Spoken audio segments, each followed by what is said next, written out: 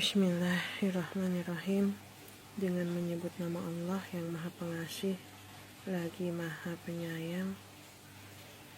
Alhamdulillahirabbil alamin. Segala puji bagi Allah, Tuhan semesta alam. Allah, tidak ada Tuhan yang berhak disembah melainkan Dia yang hidup kekal, lagi terus-menerus mengurus makhluknya, tidak mengantuk dan tidak tidur. Kepunyaannya lah apa yang ada di langit dan bumi. Tiada yang dapat memberi syafaat di sisi Allah tanpa izinnya.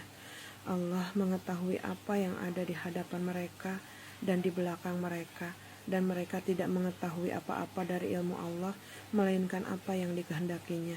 Kursi Allah meliputi langit dan bumi, dan Allah tidak merasa berat memelihara keduanya, dan Allah Maha Tinggi lagi Maha Besar. Allahumma sholli ala Sayyidina Rasulullah sallallahu alaihi wasallam. Pada kesempatan ini izinkan saya untuk menerangkan sedikit tambahan. Kemarin sudah dibahas mengenai riba dan hutang, dan ini ada yang tidak kalah pentingnya, yaitu tentang tabungan di bank. Bagaimana tabungan di bank apabila dikaitkan dengan yang karena ini tabungan ini tidak lepas ya, karena berhubungan dengan bank gitu ya. Apabila melihat dari ayat Allah Subhanahu wa taala di Quran surat Al-Baqarah, ini orang yang memakan riba itu tambahan uang, tidak dapat berdiri, padahal Allah telah menghalalkan jual beli dan mengharamkan riba. Ini di sini Allah menghalalkan jual beli dan mengharamkan riba. Ini jual beli disandingkan dengan riba, dan ada jelas Allah menyebutkan hukumnya. Ini merupakan lebih menekankan pelaku dan apa yang didapat. Jual beli mendapat keuntungan dan riba mendapat tambahan uang. Apabila dikaitkan dengan tabungan, maka itu tabungan adalah termasuk juga mendapat tambahan uang, sehingga tabungan itu termasuk dalam riba. Walaupun memang tidak berniat riba, akan tetapi kita menyimpan uang dan kita mendapatkan tambahan dari uang yang kita simpan itu. Jadi kalau memang sudah terlanjur, jadi uang bunga di tabungan itu, bunga atau bagi hasil itu masuknya itu riba. Dan karena sudah terlanjur ya, maka karena di ayat ini Allah menyebutkan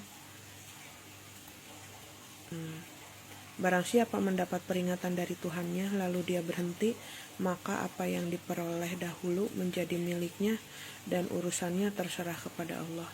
Barang siapa mengulangi, maka mereka itu penghuni neraka dan mereka kekal di dalamnya. Oleh karenanya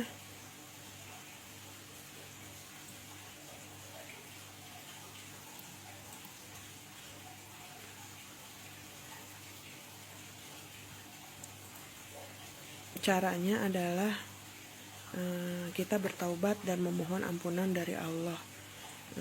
Kita bisa melihat transaksi mutasi di rekening itu berapa yang pernah kita dapatkan, lalu diakumulasikan, bisa kita sedekahkan atau lebih bagus dijakatkan. Karena di ayat yang ini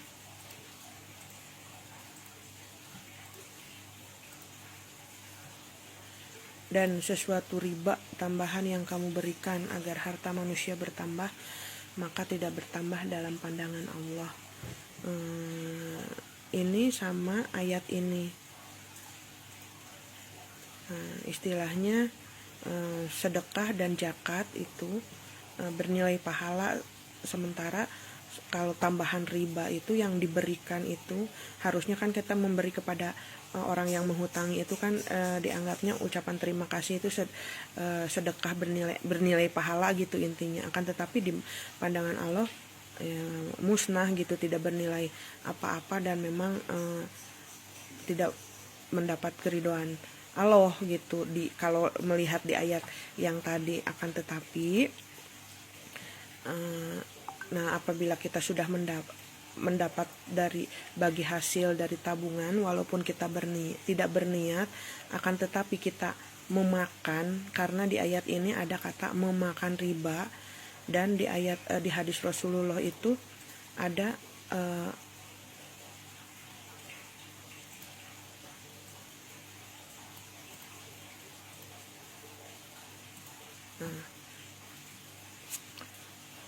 melaknat orang yang memakan riba. Jadi ini memakan gitu, tidak, walaupun kita tidak tahu tapi kita memang sudah memakan gitu istilahnya. Jadi caranya yaitu tadi dicatat lalu disedekahkan dan dijakatkan, niatkan untuk mendapat keridhaan Allah. Dan uang yang kita sedekahkan atau zakatkan itu mudah-mudahan jadi pertanggungjawaban kita di akhirat. Allah maha menghukum dan sangat cepat perhitungannya, dan Allah maha bijaksana. Tapi kalau kita sengaja abai dan menentang Allah, kita sudah tahu, maka perang dengan Allah. Tapi ya dan lebih aman tabungan yang bebas bunga atau bagi hasil. Ada banyak ya bank yang menyediakan tabungan tanpa bunga atau bagi hasil, tapi dengan fasilitas yang sama. Istilahnya ini kalau memang kita belum sempat mengambil uang di bank gitu, jadi uangnya masih berjalan dan lalu misalkan di akhir bulan ternyata kita mendapat bunga ya itu. Tapi kalau sudah tahu dan sudah melihat paparan seperti ini, mungkin ya memang harus diarahkan memang yang tidak ada bunganya. Kenapa sekarang dikaitkan lagi, kenapa di sini zakat yang kamu maksudkan untuk memperoleh keridhaan Allah, maka itulah orang-orang yang melipat gandakan pahalanya. Ini ada rentan keridhaan Allah. Jadi berhutang itu rentan tidak mendapat keridhaan Allah. Maksudnya berhutang dengan ada tambahan uang gitu ya. Karena apa? Kalau melihat dari ini, barang siapa mati dalam keadaan masih punya hutang, maka kelak di hari kiamat tidak ada dinar dan dirham yang melunasinya. Lalu siapa saja yang berhutang dan tidak bersungguh-sungguh untuk melunasinya, maka ia akan bertemu sebagai seorang pencuri. Ini dikarenakan kalau yang berhutang itu tidak berniat melunasinya dan menunggu pembayaran, istilahnya menunda pembayaran, itu masuknya orang zalim. Dan yang zalim sama saja di ayat yang sini, yang pelaku riba itu ditekankannya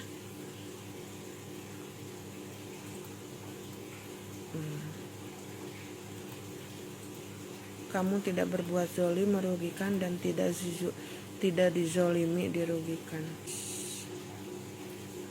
Jangan sampai kita berhutang tidak niat melunasi dan menunda pembayaran, menunda pelunasan.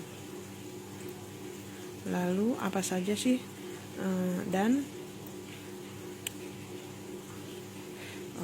kenapa sekarang kita yaitu ada ancaman keridhaan Allah. Akan tetapi sekarang kan kalau berhutang di bank itu ada jaminan kalau kita meninggal itu ada dilunasi oleh asuransi. Nah itu memang bisa diperbolehkan.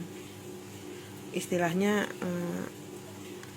itu akan tolong menolong ya, kita ditolong lalu